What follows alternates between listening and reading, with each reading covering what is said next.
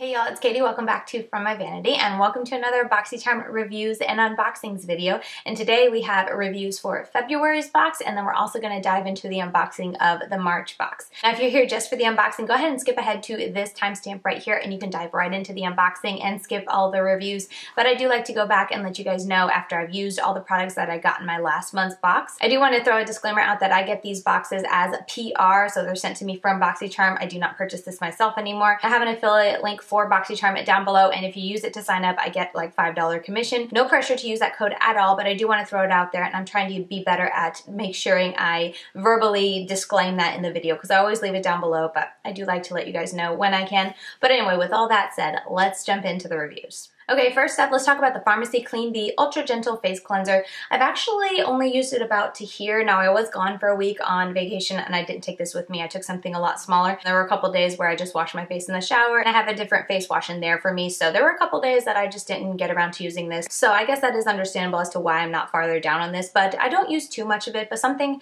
I noticed is that it's definitely ultra gentle. Like ultra gentle describes this to a T. It is very gentle. It kind of just feels like I'm taking water and like thick water and putting it on my face. I don't notice it helping get my makeup off any better. Overall, this was just okay. Like I said, it just felt like water splashing over my face. It didn't foam at all, which is my preference in a face wash. I know that's just a personal thing and maybe the foaming isn't even that great, but I really like when my face wash foams and this does not. So this was just so-so. I'll definitely finish it up and get use out of it, but I don't plan to repurchase it. Next up, we had the Touch In Sol No Poreblem Primer. I had really high expectations and I feel like I got a good bit of use out of it. I had high expectations for this because I did hear a couple of people rave about it a lot. The one person I'm thinking of is Nicole Renee Cutler. I feel like she raves about this and I need to look and see. I think she has dry skin, but I wasn't crazy about it. This was okay, and if you're looking for a pore filling primer, this will definitely do it, and for $18, I feel like it's not that expensive. It's definitely better than some drugstore pore filling primers that I've tried in the past. Those I feel like it's just putting like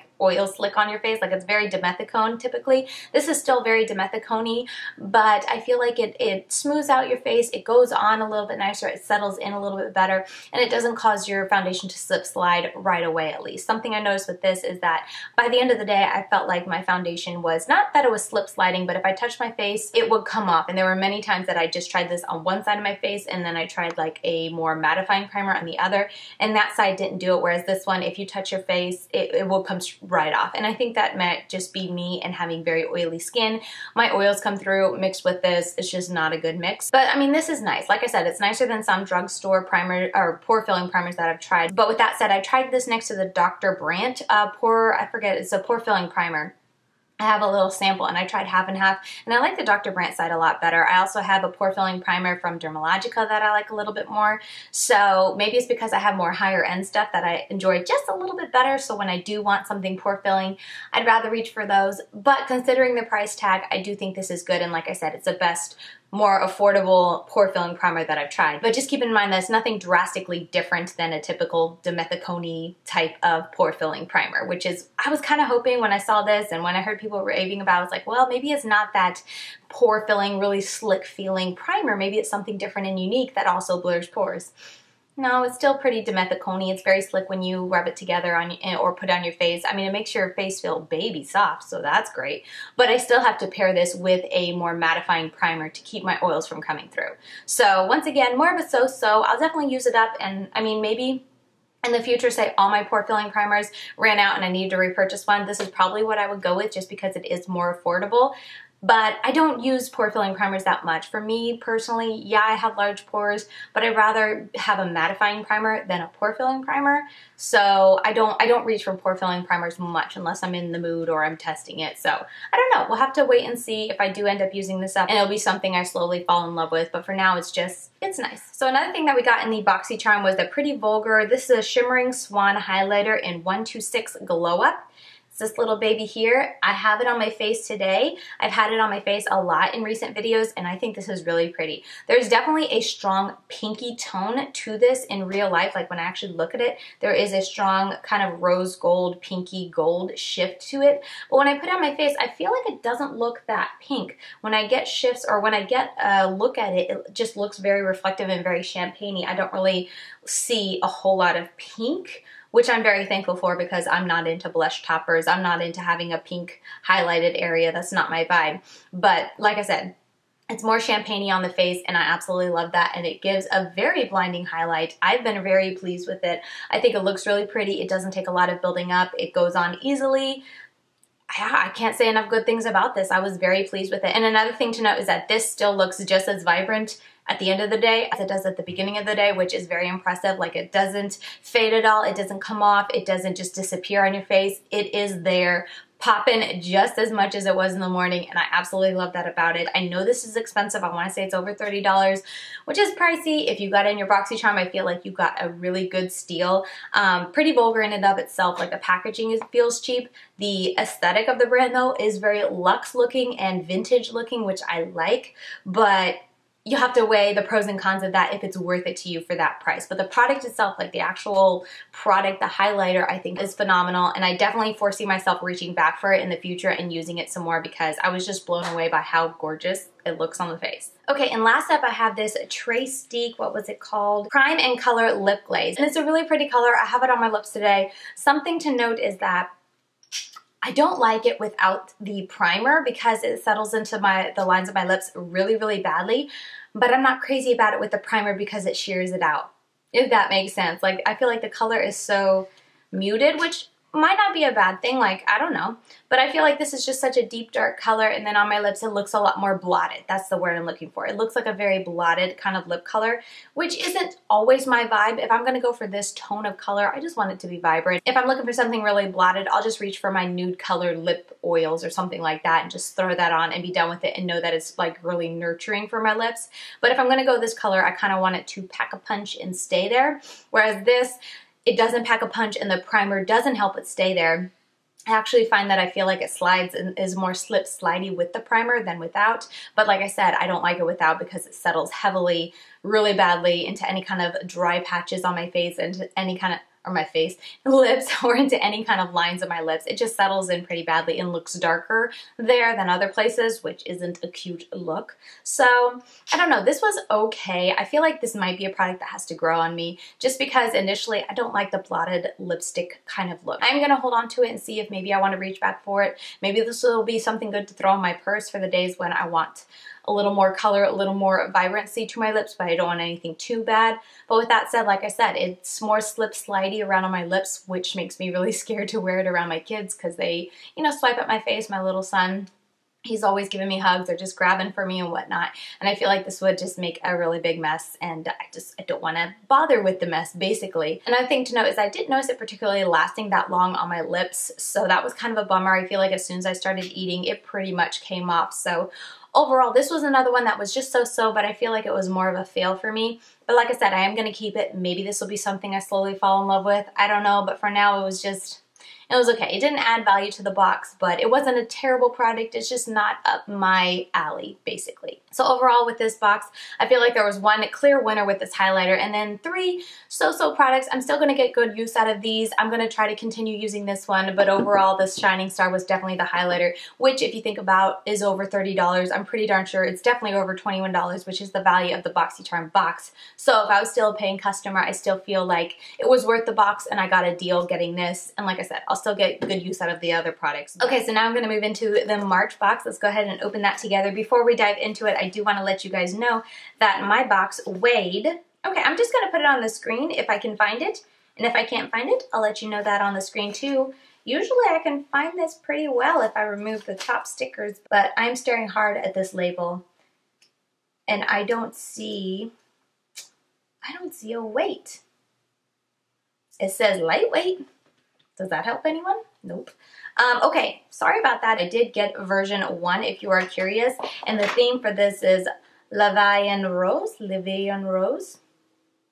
You probably even can't read that, but I can't read it properly. Not sure, but let's dive into the first one that we are going to talk about, and that is the Wander Beauty Lift Off Purifying and Brightening Peel Off Mask. Now I did get this a couple days ago, so I have used each of these products a little bit, like 1, maybe 2 times. So I have a bit of a first impressions, and for this mask, I just used it once yesterday, actually. Something to note is that this says it's 2.2 ounces, which I feel like is a lot, but if you will see, I feel like I used this once. And I feel like for starters, I didn't think this definitely wasn't like full. I felt like there was a good bit of air in it.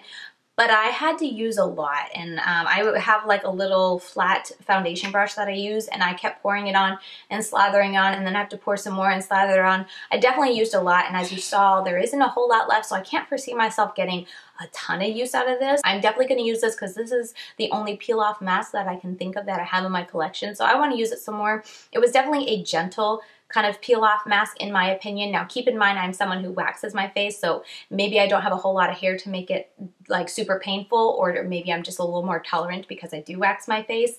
It's been a little while since I waxed my face, so I definitely have peach fuzz back, but I didn't find it particularly painful. It peeled off just fine. It wasn't super like, you know, stuck to my face. It was more of like an elasticy kind of peel off mask, which I totally appreciated because while it, you know, stuck together and didn't like rip apart everywhere, like it wasn't that gentle and soft, it stuck together just fine. I didn't notice it coming apart when I was peeling it off, but it had some give to it. So as I was peeling it up, it gave a little bit, had some stretch to it, so I felt like that made it very nice and easy to peel off without it being painful. I didn't have a problem making sure to, you know, do a good layer so that I didn't get any areas that were hard to peel off. I feel like in general, I made sure I put a nice even layer, but in general, it was very easy to peel off without having to be too careful. So I like that about it, but overall it was nice. I didn't think it did a whole lot though. Like I feel like it was almost too gentle to do much. I was looking at my, like the mask when I took it off, and I tried really hard to see if it like pulled anything out, if it did anything. I didn't see much, but we'll keep trying. We'll see. Like I said, I've only used it once, so we shall see. This retails for $34, so definitely a high price tag, and definitely nice to get it in a box that's around $21. Next, I got the Appeal Liquid Eyeshadow, and this is in the shade Rose Gold. I have it on the center of my eyes today to kind of make that halo eye look. The tip applicator I found very interesting, and I actually didn't really mind. It's one that is, it's a brush tip, but it's like a plasticky brush tip, so you can like flatten it out, and it was easy to apply on, or I could kind of make the edges come to a point, and I was actually able to draw it in. So this would be really good for putting like glitter in the cut crease or applying it all over the eyes. Both ways I found very easy. I'm not sure if I'm going to love this though, because there were a couple times as I was finishing up my makeup that I noticed it falling on my face, and I actually did put a glitter glue under this before I put it on. So we'll have to see. I like how it looks. We'll have to continue using this and seeing. As I said, I've just worn it the one time on my eyes, and I just applied my makeup like within the last hour. So we're gonna have to continue testing this. This does retail for $21 though, so that's a hefty price. I feel like that's right there next to the Stila Glitter and Glows, and I love me some Stila Glitter and Glows, so we'll have to see if this rivals that spot at all.